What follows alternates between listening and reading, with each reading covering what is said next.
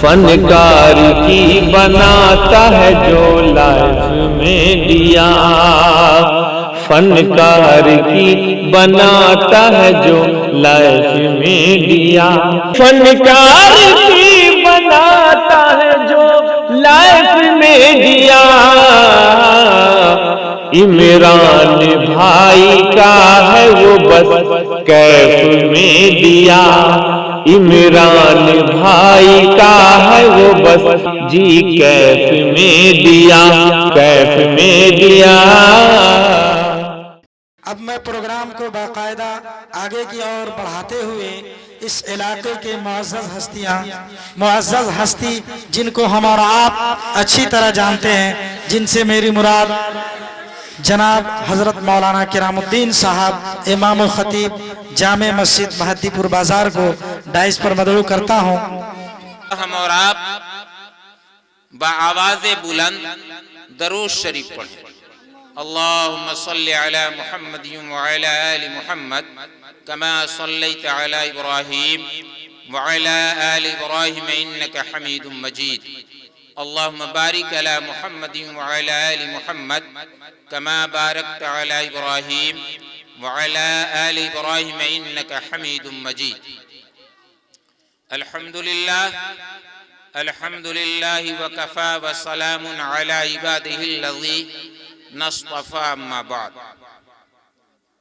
बुजुर्गों, दीनी भाइयों, मेरा मकसद तकरीर करना नहीं है, सिर्फ चंद मिनट आपके सामने मैं रूबरू रहूंगा। आपको अपने आए हुए बाहर से जो मेहमान हैं, चाहे वो मुकर्रिर की शक्ल में हो या शायर की शक्ल में हो, उन्हें सुनना है। मैं चंद बातें इस मजलिस के मौजू के तहत रखना चाहता हूँ। जैसा कि हम और आप अच्छी तरह जानते हैं कि ये मजलिस जनाब भाई मुर्तज़ा साहब ने बड़ी मिन्नतों के बाद, बड़ी आरजुओं के बाद, और ये कहा जाए कि बहुत सारी लंबी दुआओं के बाद अल्लाह रब्बुल इज़्ज़त ने उनके घर एक पोती का वजूद बख्शा। जैसा कि वो मुझसे बता रहे थे हफ्तों से,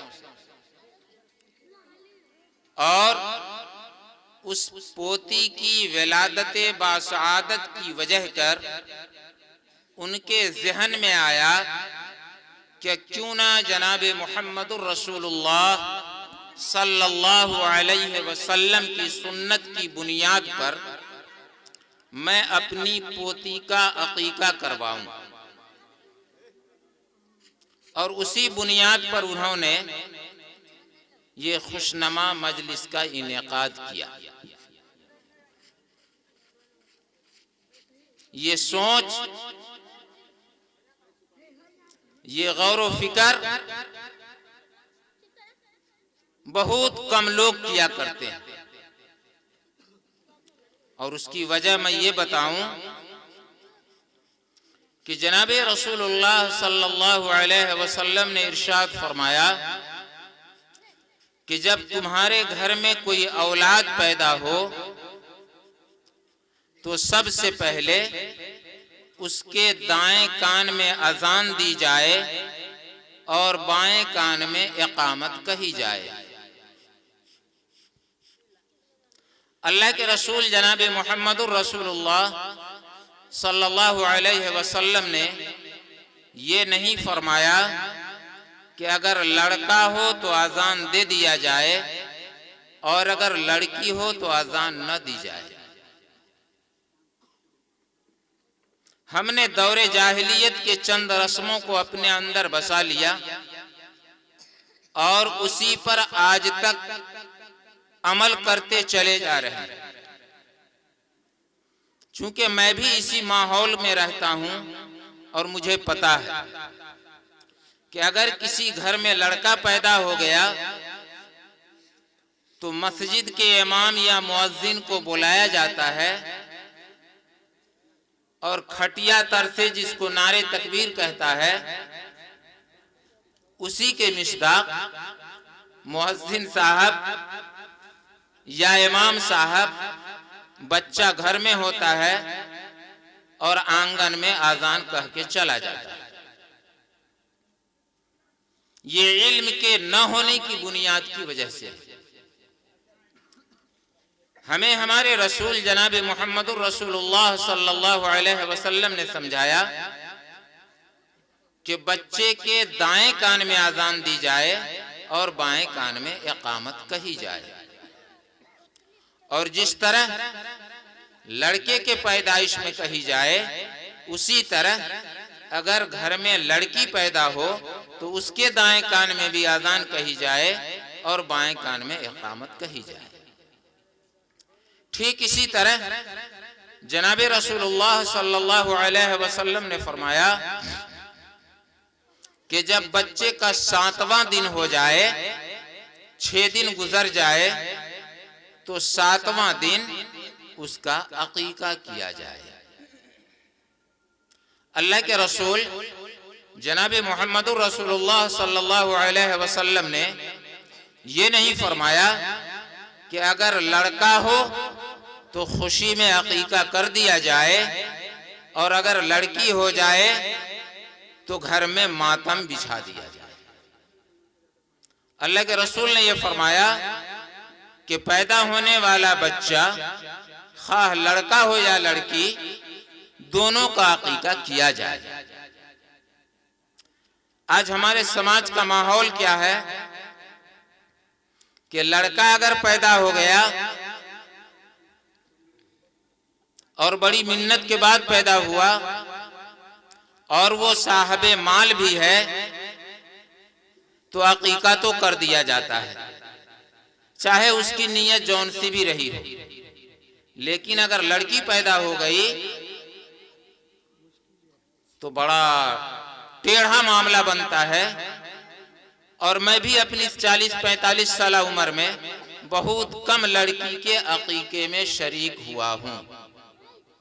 और अगर ये कह दिया जाए कि शायद मैं अपने इस उम्र में शायद 2 या 3 लड़की के अकीका में शरीक हुआ हूं, और लड़कों का तो खैर है तादाद ज्यादा। और इस अकीके की बुनियाद क्या बनती है? अगर कोई और साहबे दिल होते हैं तो वो इंतजार करते हैं चे जाए कि वो साहबे माल है, साहबे जायदाद है, उसे 7वां दिन अकीका करने में कोई माली दुश्वारी नहीं है। लेकिन वो इंतजार उस दिन का करता है कि अगर उसके घर में कोई शादी ब्याह का मसला फंस जाए और 2-4 मुगल आजम का मामला बनता हो, तो वहां इरादा ये किया जाता है कि आम का आम हो और गुठली का दाम हो, कि सबको तो हमने दावत दे ही दिया है, तो चलो इसी बहाने अपने सर पर से एक गेठरी को भी उतार लेते हैं। बुजुर्गों, दीनी भाइयों, इस बात को समझिए, ये अकीका जनाब रसूलुल्लाह सल्लल्लाहु अलैहि वसल्लम की सुन्नत है। और इसके जरिए उस बच्चे के जिस्म के उन आलाइशों की निकासी है, उसकी हिफाजत है, उसकी जिंदगी की हिफाजत है, अमराज़ो आफात और जुमला मुश्किलात से बचने का ये तरीक़ा है जो जनाब रसूलुल्लाह सल्लल्लाहु अलैहि वसल्लम ने हमें फरमाया है, हमें हुक्म दिया है। ये तो रही तफरीक लड़के और लड़की के दरमियान। लेकिन आज जब उन्होंने ये कहा, चूंकि उनका रिश्ता हमसे एक अलग है, कि बड़ी मुद्दत के बाद, बड़ी आरजू के बाद, बड़ी तमन्नाओं के बाद अल्लाह रब्बुल इज्जत ने मुझे एक पोती दिया, मैं ये चाहता हूं कि एक अच्छे अंदाज में अपने पोती का अकीका करूं। मैंने कहा अल्हम्दुलिल्लाह। और उन्होंने ऐसा किया, अल्लाह उन्हें जज़ाए खैर अता फरमाए। और अल्लाह रब्बुल इज़्ज़त से दुआ है, मेरी भी और आप हजरात की भी होनी चाहिए कि अल्लाह रब्बुल इज़्ज़त जिस बच्ची का आज अकीका किया गया है उसकी जिंदगी में बरकत अता फरमाए, उसे नेक सालिह बनाए, उसे अपने वक्त का आलिमा बनाए और दुनिया के हर अमराज, जुमला मुश्किलात और हर बलाओं से खुदा उसकी हिफाजत फरमाए।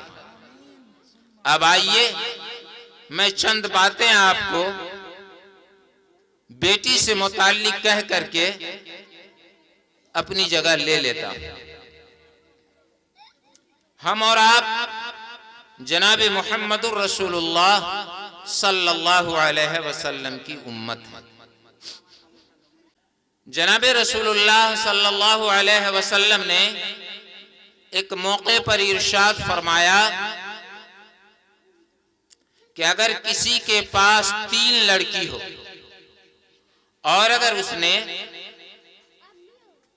उसकी अच्छी तालीम और तरबियत की हो और जब वो बालिगा हो जाए, जवान हो जाए, तो उसका एक अच्छा रिश्ता तलाश करके उसकी शादी कर दे, अल्लाह रब्बुल इज़्ज़त क़यामत के दिन ऐसे बाप को, उसके उस बच्ची के उस वालिदैन को उनके हुस्ने अखलाक और हुस्ने तरबियत की बुनियाद पर मेरे साथ जन्नत में बैठाएगा।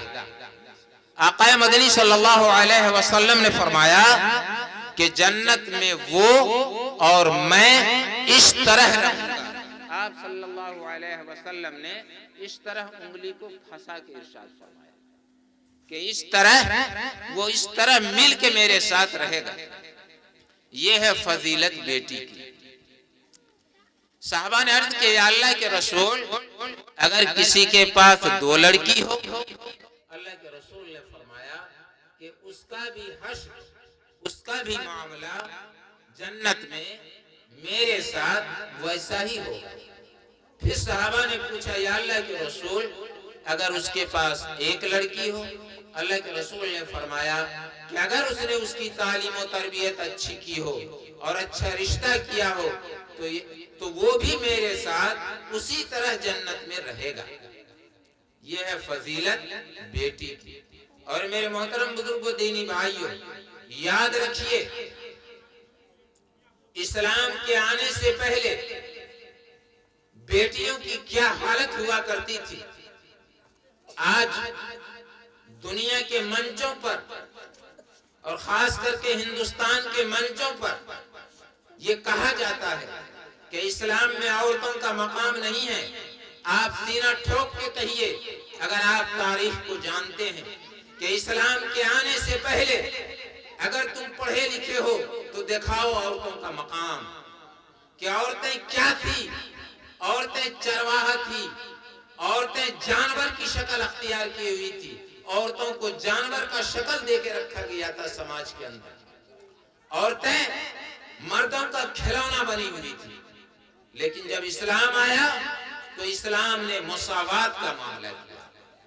इस्लाम ने जो तालीम और इस्लाम ने जो मुसावात औरतों को दिया है, दुनिया में इसकी नजीर नहीं मिलती। और आज भी अल्लाह का करम है, अल्लाह का खास करम है कि दुनिया के जितने भी मज़ाहिब के मानने वाले हैं, आज भी इस्लाम के मानने वाले अपनी बेटियों को हमल में साकित नहीं करते, गर्भपात नहीं करता है। आज भी वो जिस तरह बेटों की परवरिश करता है, बेटियों की भी परवरिश करता है। ये इस्लाम की सदाकत है, ये इस्लाम की हक्कानियत है, ये इस्लाम की सच्चाई है। और ये क्यों है इसलिए कि हमारे नबी जनाब मोहम्मद रसूलुल्लाह सल्लल्लाहु अलैहि वसल्लम को अल्लाह रब्बुल इज्जत ने औलाद नरीना से भी नवाजा और बेटियों से भी नवाजा, लेकिन अल्लाह के रसूल जनाब मोहम्मद रसूलुल्लाह सल्लल्लाहु अलैहि वसल्लम के जितने भी लड़के पैदा हुए वो सिन्ने बुलूग के पहुंचने ही से पहले अल्लाह ने उन्हें दुनिया से उठा लिया और जनाब रसूलुल्लाह सल्लल्लाहु अलैहि वसल्लम ने अपनी पूरी जिंदगी अपनी बेटियों की मोहब्बत में गुजारी। ये मिसाल है दुनिया के लिए जनाब रसूलुल्लाह सल्लल्लाहु अलैहि वसल्लम का कि आप सल्लल्लाहु अलैहि वसल्लम ने उम्मत को ये पैगाम दिया कि तुम बेटा से ज्यादा बेटी से मोहब्बत करो। और यही वजह है और हमें ये हुक्म भी दिया गया कि जब तुम बाजार से आओ, जब तुम बाहर से आओ और तुम्हारे पास कोई संदेश हो तो तुम वो संदेश अपने बेटी के हाथ में दिया करो ताकि वो अपने को कमतर न समझे। ये तालीम है इस्लाम की। और यही वजह है कि जनाब रसूलुल्लाह सल्लल्लाहु अलैहि वसल्लम जब कहीं सफर पे जाया करते थे, किसी गज़वे में जाया करते थे, तो आप सबसे आखिर में जो मिलते थे, मुलाकात करते थे, वो हजरत फातिमा ज़हरा रज़ी अल्लाह अन्हा से मुलाकात करते थे। और जब सफर से वापस आते थे तो सबसे पहले जो मुलाकात करते थे वो हजरत फातिमा ज़हरा रज़ी अल्लाह अन्हा से मुलाकात करते थे। ये मोहब्बत थी बेटी की जनाब रसूलुल्लाह सल्लल्लाहु अलैहि वसल्लम के दिल में। और यही तालीम हमें जनाब रसूलुल्लाह सल्लल्लाहु अलैहि वसल्लम के जरिए हम तक पहुंची। इसलिए हमें भी चाहिए कि अगर हम बेटे को पढ़ा रहे हैं तो हम बेटी को भी पढ़ाएं, अगर हम बेटे को खिला रहे हैं तो बेटी को उससे अच्छा खिलाएं, अगर हम बेटे को अच्छा पहना रहे हैं तो बेटी को भी अच्छा पहनाएं। और यही वजह है कि इस्लाम ने उसके शादी के बाद भी बाप के माल में बेटे का अगर हिस्सा रखा है तो बेटियों का भी हिस्सा रखा है। ये तालीम है इस्लाम की। लेकिन आज हमारा समाज कहां जा रहा है, हम कहां जा रहे हैं? बेटा डॉक्टर बनेगा, बेटा इंजीनियर बनेगा, बेटा हाफिज कुरान बनेगा, और बेटी क्या बनेगी? यहां खामोशी छा जाती है। आज ये लोग समझते हैं कि सिर्फ बेटे की तरबियत जरूरी है। मेरे मोहतरम बुजुर्गों, दीनी भाइयों, तारीख शाहिद है कि बेटियों के दिलों में जो दर्द हुआ करता है वो बेटे के दिलों में दर्द नहीं हुआ करता। तुम जमीन भी दे रहे हो, जायदाद भी दे रहे हो, महल भी दे रहे हो, याद रखो अगर तुम बीमार पड़ जाते हो तो अगर तुम्हारी पूछगछ सबसे ज्यादा करने वाली कोई जात है तो वो तुम्हारी बेटी है। लेकिन आज हम क्या समझते हैं? ये पराई धन है, ये पराई धन है। मेरे मोहतरम बुजुर्गों, दीनी भाइयों, हमें इस सोच को बदलना होगा, हमें इस कल्चर को बदलना होगा, हमें इस सोसाइटी को बदलना होगा। आज बाप रहा है, बाप कमा रहा है, उससे जो जायदाद खरीदी जा रही है बेटियों की हक तलफी के लिए बेटों के नाम खरीदी जा रही है।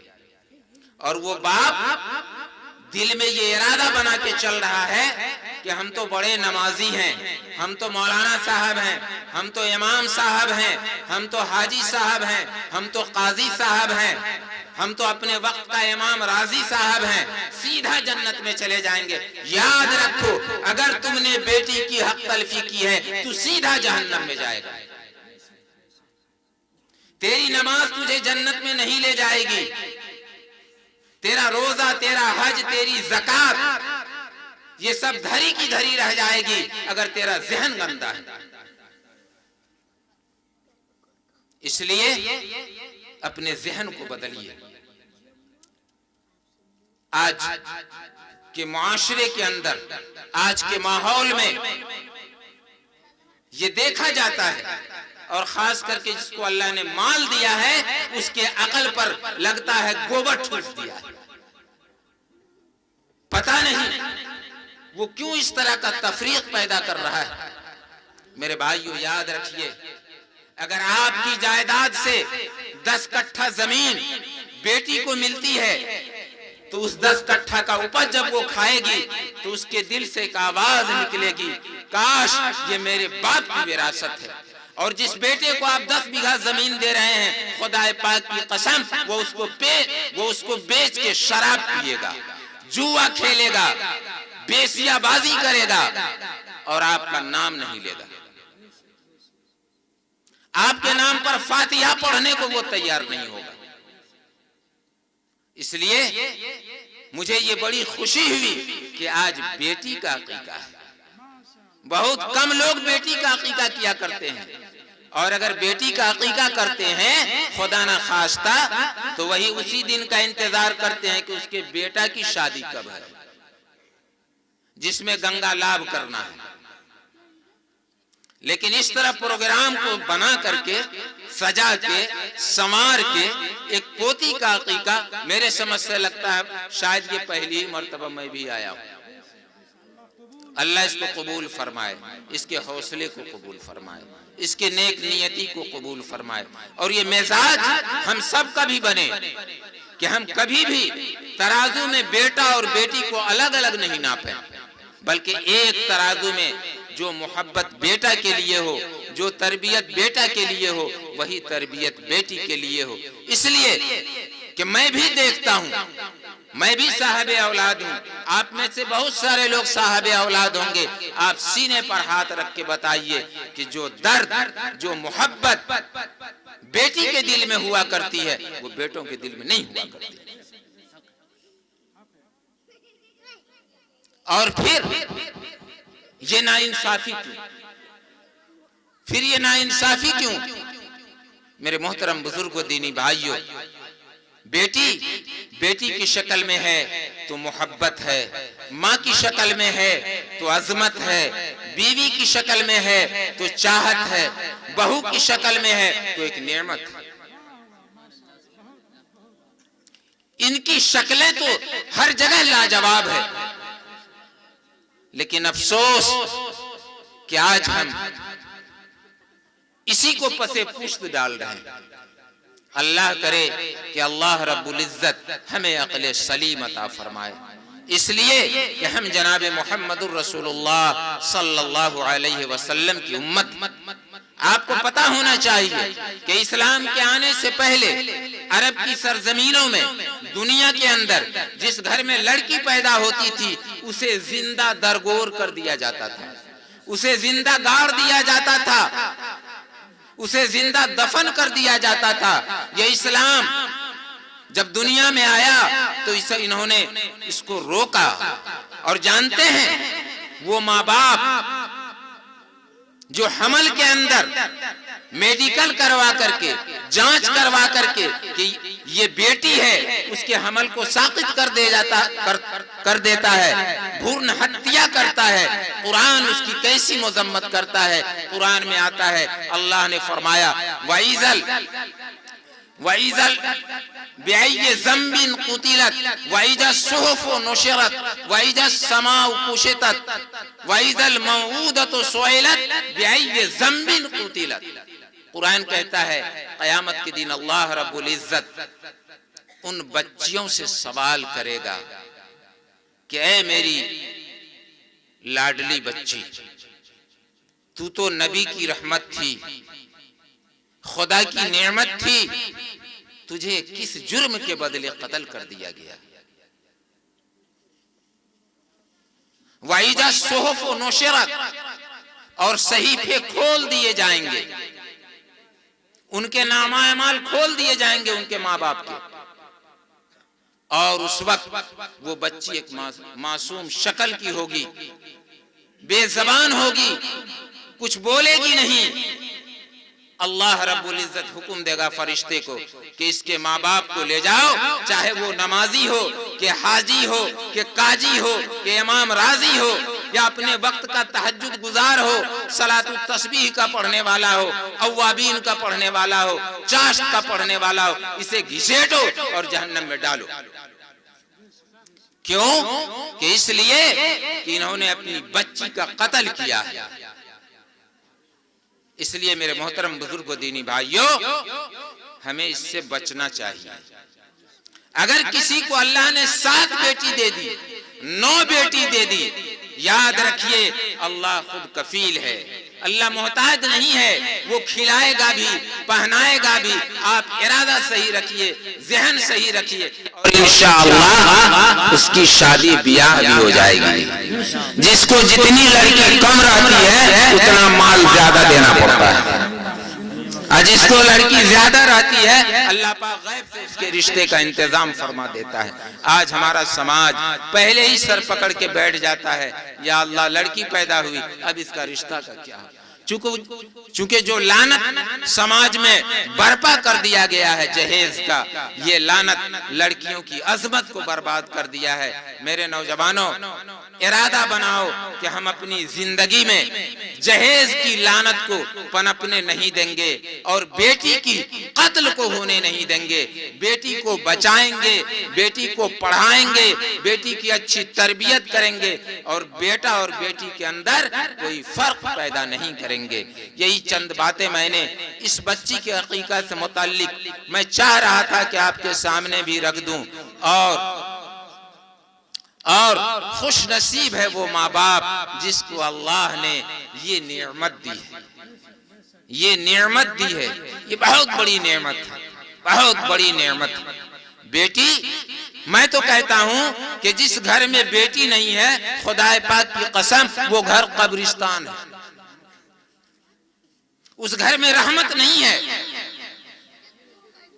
इसलिए अपनी बेटी को घर की जीनत समझें, घर की रहमत समझें, घर की नेमत समझें और बेटी की पैदाइश पर कभी भी चेहरे पर शिकन न आए, हरगिज़ शिकन न लाएं।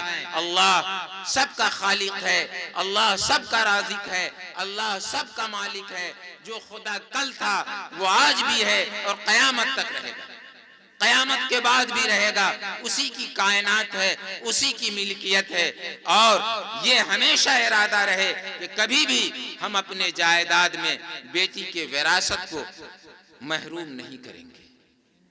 हमेशा अपने औलादों को ये वसीयत करेंगे, मरते वक्त ये नसीहत करेंगे कि देखो मैं जो जायदाद छोड़ के जा रहा हूँ, जो तरका छोड़ के जा रहा हूँ, कुरान ने जो उसका हिस्सा मेरी बेटी का मुकर्रर किया है, उसके हिस्से के साथ तू नाइंसाफी मत करना। और बल्कि बहुत सारे तो ऐसे भी नेक दिल हुआ करते हैं जो बेटी की हिस्सा अपनी जिंदगी ही में दे दिया करते हैं, क्योंकि उनको यकीन होता है कि पता नहीं मेरा बेटा क्या खेल खेलेगा, जैसा कि दुनिया का दस्तूर है। इसलिए अल्लाह रब्बुल इज्जत से दुआ फरमाएं कि अल्लाह रब्बुल इज्जत हमें भी, आप हजरात को भी कहने सुनने से ज्यादा अमल की तौफीक अता फरमाए। और अल्लाह रब्बुल इज्जत जिस बच्ची के विलादत बासआदत पर जो अकीका की महफिल सजाई गई है, अल्लाह उसकी ज़िंदगी में बरकत दे और उनके माँ बाप के ज़िंदगी में भी बरकत दे, नेक सालेह बनाए और पूरी घर को, पूरे माशरे को अल्लाह दीनदार बनाए, सिरात मुस्तकीम पर चलने की तौफीक अता फरमाए और पूरी उम्मत मुस्लिमा को इखलास के साथ नेक आमाल के करने की, जुड़ने की अल्लाह उसे तौफीक अता फरमाए। रब्बना तक़ब्बल मिन्ना इन्नका अंतस समीउल अलीम व तुब अलैना इन्नका अंतत तव्वाबुर रहीम।